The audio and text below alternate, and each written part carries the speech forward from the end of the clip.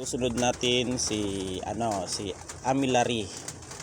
Yan na ang kanyang dinadaing dito ay nananakit po ang kanyang likod at parang masakit po ang katawan nito.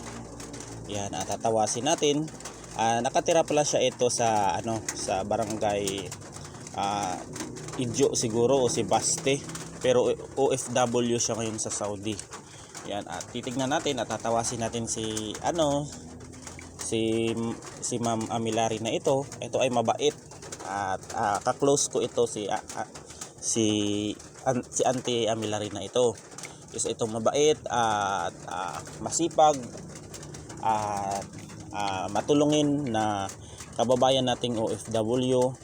Yan, dito sa nasa Saudi siya ngayon at magpapatawa siya gawa nung laging nananakit ang kanyang katawan. Titignan natin. Bendicionem in nomine Patri et Filii et Spiritus Sanctus. Sino nang gumagamba? Dito mo sa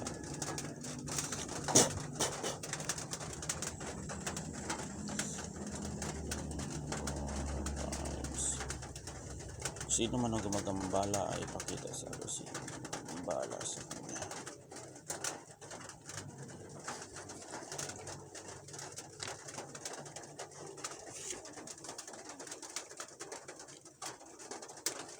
Wala naman.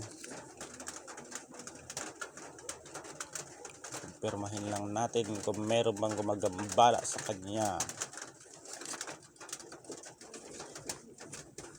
Wala namang gumagambala sa iyo dito, te. Ang iyong sakit na yan ay physical. Ayan. Ang sakit mo na yan ay physical. Gawa yan sa iyong trabaho, nangangalay at minsan nangangalay yan ang iyong tapos ang iyong katawan ay puno ng hangin. Yan. Sa trabaho mo yan, ma'am, kaya kaya nagkakaganyan ang katawan mo. Minsan sumasakit yung likod, mga balakang sa pagtatrabaho yan. Yan, gawa nung ang dami mo sigurong trabaho diyan, all around. Diyan, ang gagawin mo lang diyan, ate, ay ipapahilot mo o ipapamassage mo yung katawan mo para ma-relax naman. Yan. At wala pong gumagambala sa iyo sa spiritual. Yan po lang ang aking sa iyo, Ma'am Amylary. At hanggang dito na lang, ma'am, at God bless us all. At uminom ka rin ng mga vitamins para ang iyong katawan o ang iyong mga nerves ay malusog at masigla.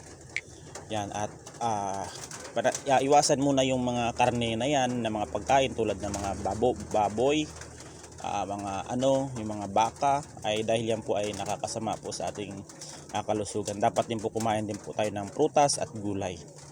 Ayan.